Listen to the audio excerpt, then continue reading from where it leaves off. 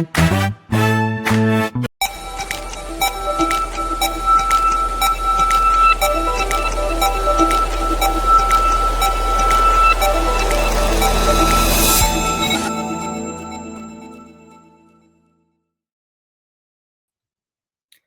everyone, good afternoon and welcome to today's webinar, Are You Google's Best Kept Secret? My name's Scott Younger and I'm one of the marketing account managers here at Quality Solicitors, and I will be your host for today's session. Now, this webinar is a really exciting one for us. It's actually the first time we've welcomed members from both the Quality Solicitors Network and the Charter Group Network together, along with a number of guests joining us from outside both those networks. So a very warm welcome to you all. It's great to see our audience growing, and we're thrilled to have such a great mix of accountancy firms and also law firms and also people outside both networks. So it's great to have you all with us today, and thank you very much for setting aside the time to come and join us today. So before we start, just a reminder, if you can't join us for the whole session, or want to revisit it later, this webinar will be available on demand. We'll also be uploading the recording to our YouTube channel. And we're going to go email everyone a link with that in after today's session. So if you're not able to catch all of it, or even if you want to sort of share it with colleagues, you'll be able to have that YouTube link afterwards, and it's available on demand. So without any further ado, straight on to today's topic. So we're talking today about a topic that affects every business, no matter how big or small you are, and that's how visible you are on Google. We'll be talking about why some firms appear at the top of local search results while others don't, what Google actually looks for, and then the simple steps you can take to start improving your firm's visibility right away. Leading today's session, we've got someone joining us who knows this inside out. We've got Damian Reed, who is our head of brand marketing for both Quality Solicitors and Charter Group. Damian's been working across the networks to help strengthen visibility, lead generation, brand positioning, and lots of great stuff. And today he's going to be here to share some real world insights and results. So Damian, whenever you're ready to join us, it'll be great to have you chatting a little bit about our topic today. Hello, there you are, Damian. Welcome. Hi. Now, before we get to the main presentation, Damian, can you tell us a little bit about what inspired this session and why you wanted to share this topic with our audience today? Absolutely. It's for me, the topic of today, the local SEO and Google business profile stuff, isn't the exciting stuff that us marketers generally talk about. We like to talk about, paid ads and KPIs, conversions, click-through rates, and all the stuff that I don't want to say vanity stuff, but all the stuff that sort of gets people talking, and what a lot of people know a little bit about.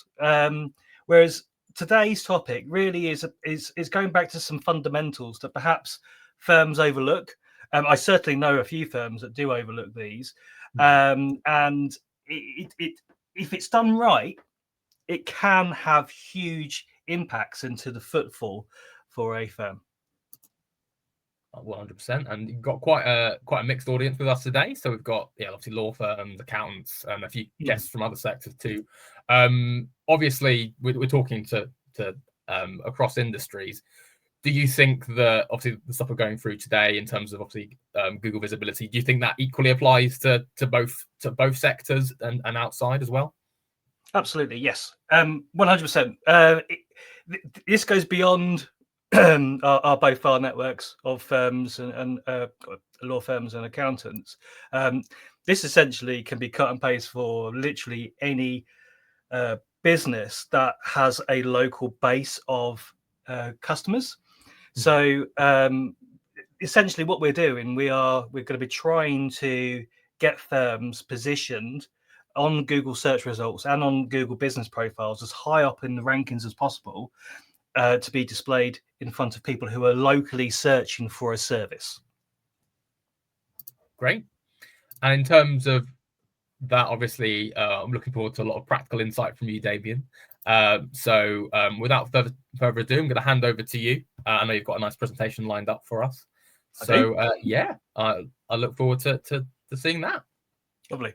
Thank you very much. Okay, as Scott mentioned, my name is Damian Reed. I'm head of brand and marketing for Quality Solicitors and Charter Group.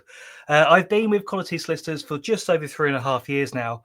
And before that, I spent a good part of my career working with a range of national and global brands, helping them refine how they present themselves, connect with audiences, and stand out in competitive markets. Now, across both networks, I work closely with firms of all sizes, from small local high street firms to more larger regional names, helping them strengthen their brands, attract more of the right type of clients, and crucially make sure that when someone searches locally on Google or Bing and other search engines are available, it's their firm that appears first. So today I want to share what I often call one of Google's best kept secrets: how local search actually works, why some firms appear at the top and while others are hidden, and what simple steps you can take to dramatically improve your visibility, all without needing a huge budget or complex strategy. So we're going to be covering the following.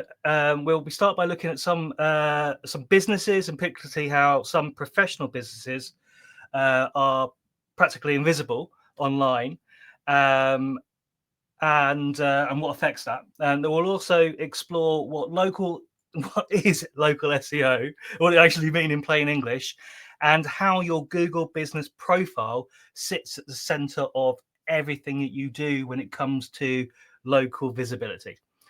When we look behind the data, we'll also look behind the data of local visibility, where the traffic really comes from and why it matters. Before moving over to review management, which is one of the most underestimated yet powerful tools you have. Finally, I'll wrap up with some realistic expectations and how long results actually take, what to look out for, and how to keep the momentum going. So, local SEO, if you haven't got it already, is crucial for law firms and accountants aiming to establish authority within their communities. What I'm going to talk about is local SEO and how and what clarifies it and how it's overlooked despite its importance. I want to start off though with a simple illustration, the tale of two businesses. So I want you to imagine two restaurants in the same town. Restaurant A regularly updates its Google business profile. They post about local events, upload new team photos, respond to reviews, and keep their open hours up to date. They've got a 4.6 rating and plenty of client feedback. Now, Restaurant B, on the other hand, hasn't updated anything in months. Their listing still shows them closing at 5 p.m, even though they now are open till 6 p.m. They have only got a few outdated photos, and their last view wasn't exactly glowing. Which one of these do you think Google is going to show first when someone searches for the term restaurants near me? I think it's pretty obvious. It's obviously going to be Restaurant A. So Google rewards accuracy, engagement, and trust. The more effort essentially you put into to keeping your profile alive, the more Google believes you're an active, relevant, and reputable local business. It's not about being the biggest. It's about being the most visible and the most trusted. So Google uses three key factors to determine who appears in local search results. They look for relevance, distance, and prominence. Relevance is all about how well your business matches with with what the person is searching for. If someone types family law solicitor and your Google business profile mentions family law clearly, you're more likely to appear. Distance, well, that's self-explanatory. It's how far you are away from the person searching. This is why having your office location clearly marked accurately is vital. And finally, prominence. This is where Google looks at how well known and trusted your business appears online. It takes into account your reviews, your ratings, mentions across the web, and how actively people engage with your profile. Now, You can't move your office closer to your client, but you can absolutely improve relevance and prominence. And that's what we're going to we talk about today, and that's going to make the biggest difference. On top of relevance, distance, and prominence, Google also looks for a number of other elements to analyze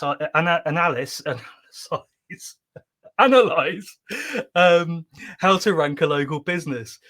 So, for instance, they look for consistency. Your firm's name, address, and phone number, which we call the NAP, the NAP.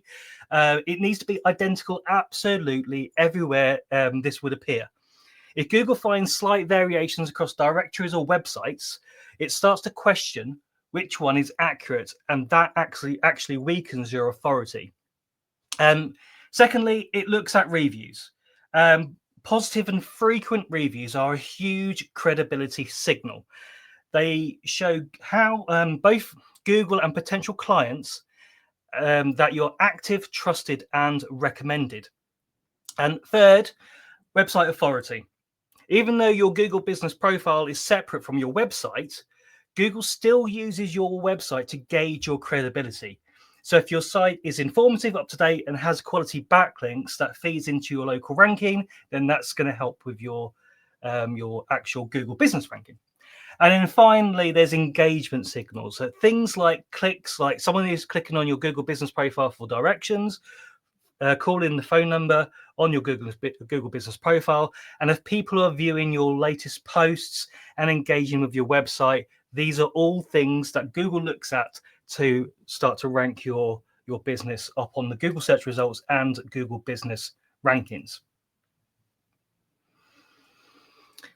So let's take a slightly deeper dive and understand local SEO and why it's so important. So 45% of all Google searches use the local finder.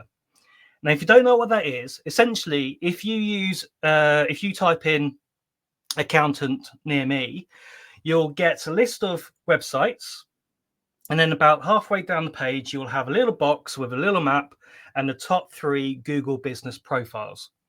Now, what we call that a localized search. So if someone's searching for near me or someone's searching for their town or city, that's a localized search, and 45% will go to that window.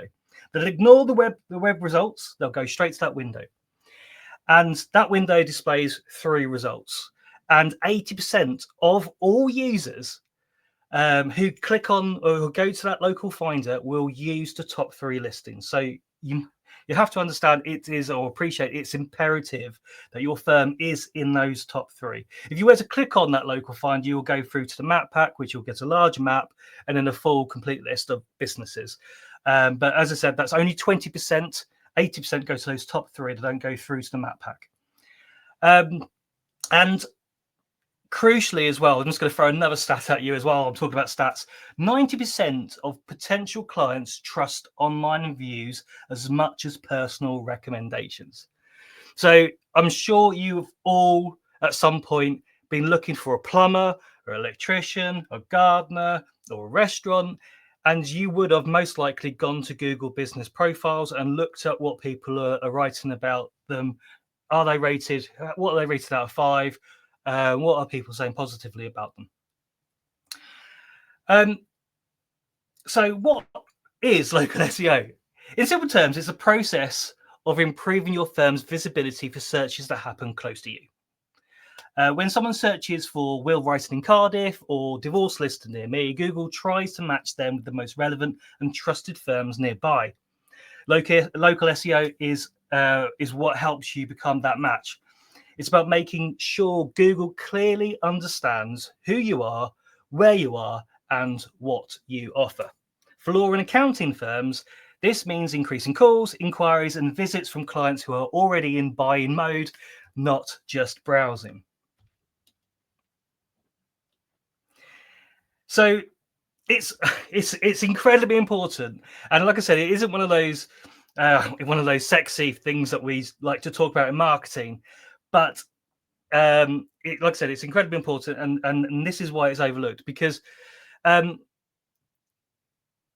a sector point of view, if you're in a firm you're probably going to think this is far too technical. If someone said to you, just mention the word local SEO. And also, people do seem to assume that it's only for traders or restaurants. And few believe it actually applies to them because their clients, for instance, come through referrals. I'm sure you've heard of that one before. But the truth is, people search for everything online now, from emergency plumbers to probate solicitors. And even if someone who is referred to you, what's the first thing they're going to do before they pick up the phone? They're going to Google you. So if your Google business profile or website looks neglected, that warm referral starts to cool off very quickly. So this isn't an option anymore. This is something that you need to do. It's the digital equivalent of having a sign above your door lit up.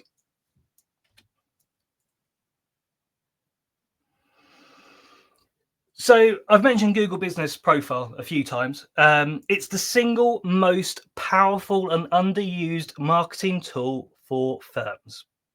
Full stop. It's your digital storefront. We talk about your website being your digital storefront. This is your other digital storefront. When someone searches for your firm, they'll often see your profile before they even reach your website. From there, they can read reviews, see photos, call you directly, send you a message, or even get directions. Every one of those actions is an opportunity for engagement. So the more active, complete, and consistent your profile is, the more Google rewards you with the higher visibility.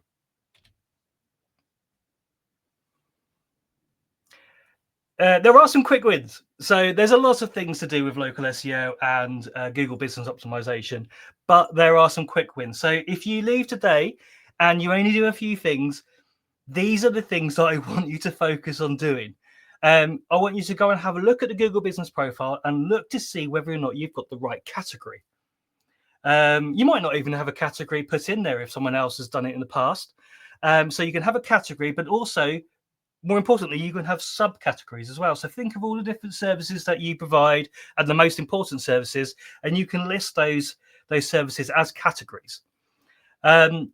So, for instance, if your law firm handles family, property, and employment law, make sure that these are reflected. Google relies heavily on categories to decide when to show you.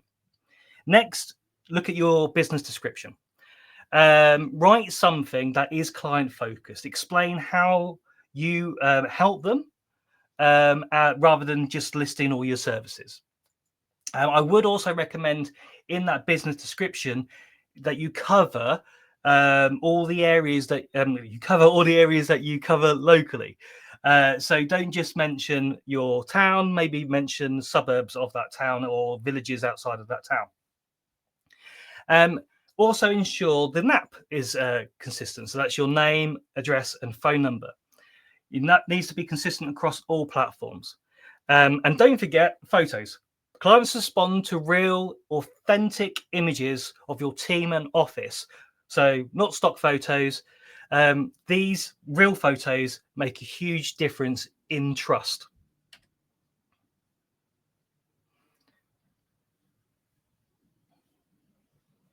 And trust is everything online. And you'll build it through activity. You need to post regular updates. Google recommends that you post once a week as a minimum to show that it is an active profile. This could be short articles, it could be local news, or even celebrating a new team member. And also, you need to respond to every single review, positive or negative. And you're probably saying, well, why do I need to respond to the positive ones? Well, the reason why you respond to the positive ones is because you're not responding to the person who's left that review. You're responding to the person who's going to read that review next. And that's critical. So you want to make sure that you do that so you can help grow that authority and trust with your next potential customer.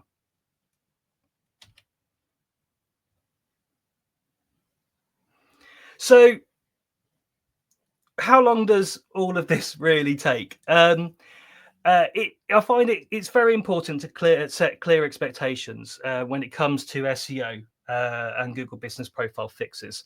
There are things that you can do today like PPC, for instance, that will have almost an immediate effect. You'll set up a PPC campaign, and that could you could be getting new inquiries and leads in a couple of days once that's live.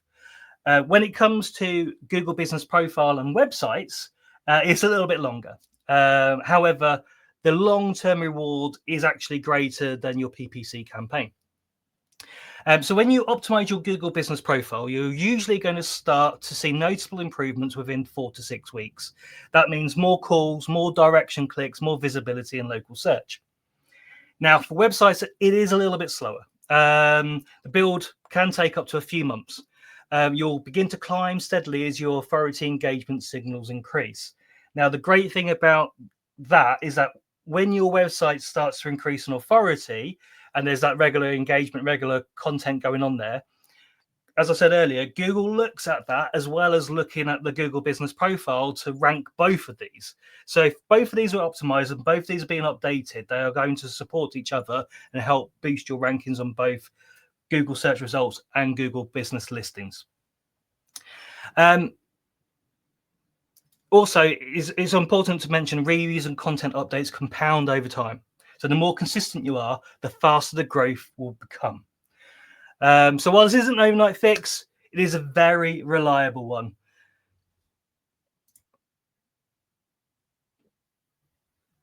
And it might sound like a boring one, but one of the biggest mistakes firms or businesses that I've worked with in the past do, they don't track their progress. And this could be cut and paste across various different types of marketing. But it's incredibly important to understand what is working, because if you can understand that, then you can focus your efforts moving forward. So you need to use online tools to measure where you rank, how often your profile appears, and what actions people are taking. So are they clicking your website? Are they phoning you? Or are they clicking for directions? You could, for instance, have a great Google Business Profile where people are clicking actively on your website, and then for whatever reason, you're then losing that lead because they've gone to your website. Perhaps it isn't as updated as your Google Business Profile. Perhaps it's neglected. Perhaps it's not optimized for conversions. And then you lose that person. Of course, you are going to lose the odd person if they're looking just for some information and your website has that. But again, hopefully what you're doing with that person is that you're building that trust and authority that they'll come back to you later when they actually do need help. Keeping them optimized is essential. You can add new posts, respond to reviews, update photos, and make small changes monthly. And over time, this consistent effort compounds, as I said earlier, visibility grows, inquiries rise, and your local authority strengthens. I want to finish by tackling reviews because they are often misunderstood. Some firms worry that asking for reviews feels awkward. And I get that, I really do. But clients are far more willing to leave feedback if you simply ask. If you don't ask, it's unlikely, or it's less likely for them to leave a review. If you do ask, that likelihood is going to increase. It's especially important if you've helped them through something important. Make it part of your closing process. When a matter completes, send a short follow-up thank you and include a review link. One of the things that we're doing, for instance, at Quality Solicitors, we are including a QR code or a link in an email footer, so people will find it very easy to leave a review. As I said earlier as well, responding to reviews, particularly the negative ones, is just as important. As I said as well, you're not writing for the reviewer, you're writing for the next person to read it. And finally, use reviews proactively. Highlight them in your marketing. Use them for social posts or websites. Then it's not just feedback, it's social proof that helps drive new business.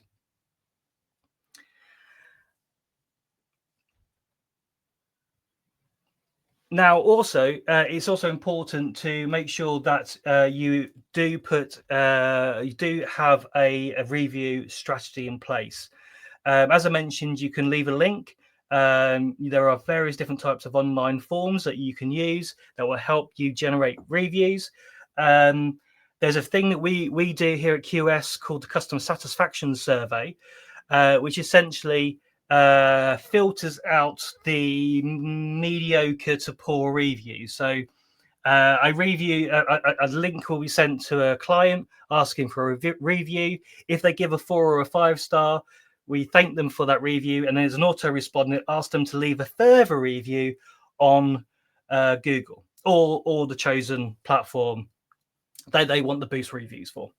It's also important, and I think this is probably something else that's probably overlooked as a myth, probably, is that you need a Google business profile. Not a Google business profile. You need a Google email, a Gmail, to be able to leave a review on Google. You don't.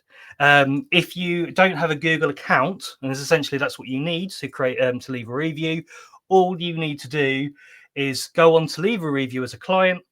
It asks you to sign in with your Gmail. If you don't, and then there's a link underneath that says if you've already got an email elsewhere, you can use that. And essentially what you're doing, you're just creating an account for yourself to be able to leave reviews. So I'll wrap up. If there's one thing you take away from this session, it's the local visibility is absolutely within your control. You can start with the basics, keep your business information consistent, your Google profile complete, and your reviews active. Use your data to guide you, track results, and stay patient. Within a few weeks, you'll notice the difference. Within a few months, you'll start to see real growth in inquiries and engagement. The firms that succeed online aren't necessarily the biggest ones or the ones that spend the most. They're simply the ones that show up, stay active, and build trust. I want to thank you all for your time, and I hope that this helps you unlock your firm's full potential on Google.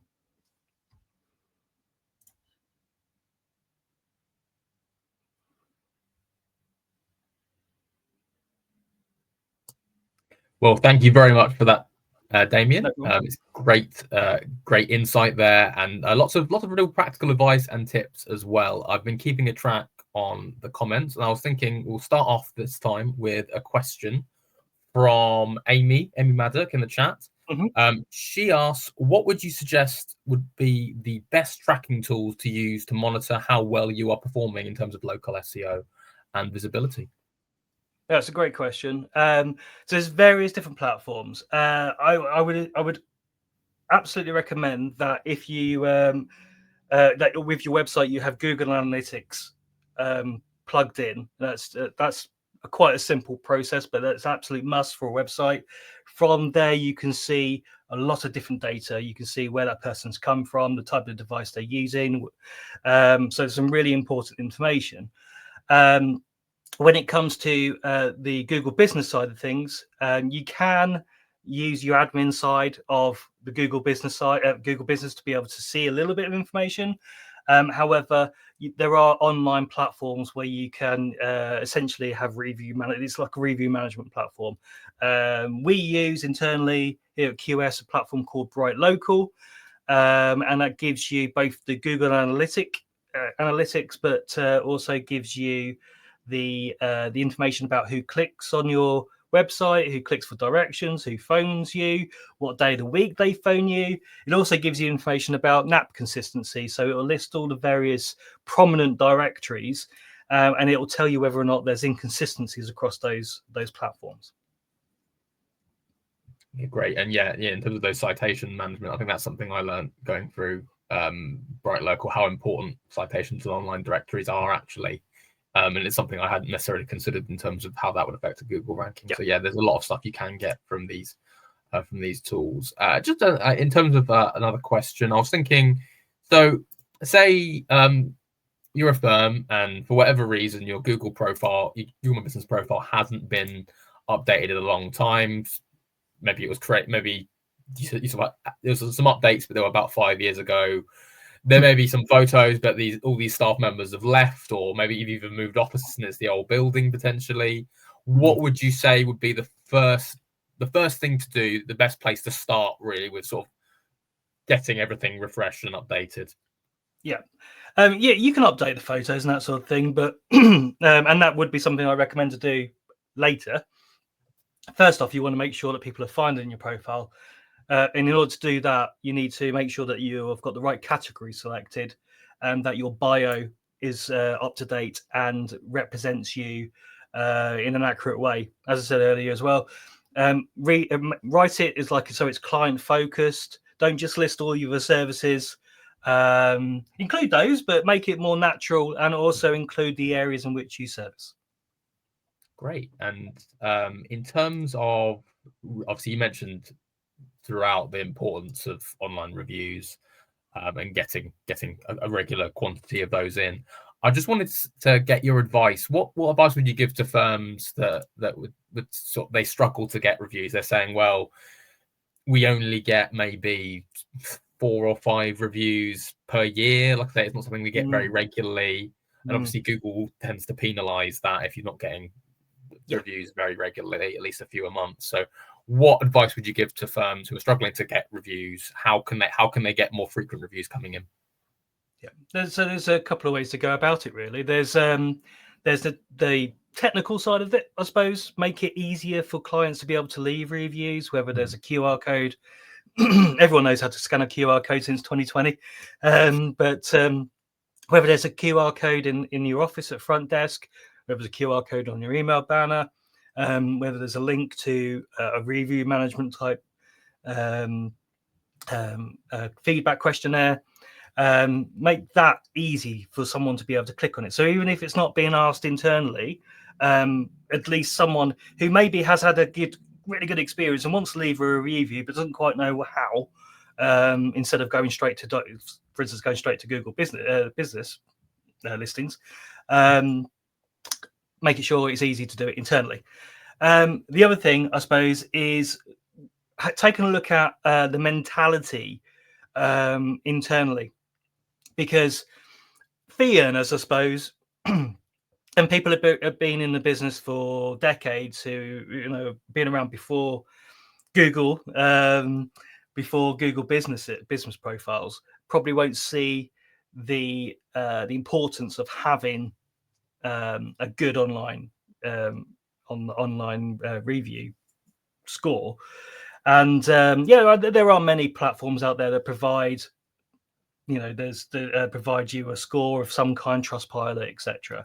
But in my opinion, Google it's still the number one search engine, and to be able to rank on a Google business profile ranking list, that is totally in your control. When you're using somebody else's platform, you're then kind of, it's however they want to display that information. But yeah, like I said, the ethos within the firm needs to change. And I think, like the scenario I gave to 2 restaurants earlier, I think people are scared to be able to promote reviews online, but it's a necessity. And like I said earlier as well, with the referrals, I've heard that time and time again, and going, "Oh no, it's fine. We, 60% of our customers are referrals." Blah blah blah blah. They do what we do. We all Google a business before we part our money with them. And sometimes when we were talking with accountancies firms and law firms, that's a lot of money they're going to part. So absolutely they're going to want to review, check out your reviews.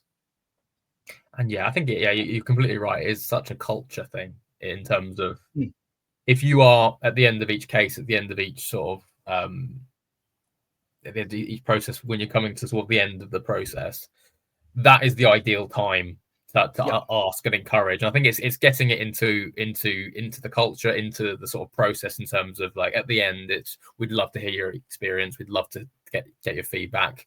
Here's how you can give us a review on Google, just by asking it. Because a lot of people, unless you ask people, a lot of the time, they will, if they have had a bad experience, they will definitely leave it. They will need no prompting to do so.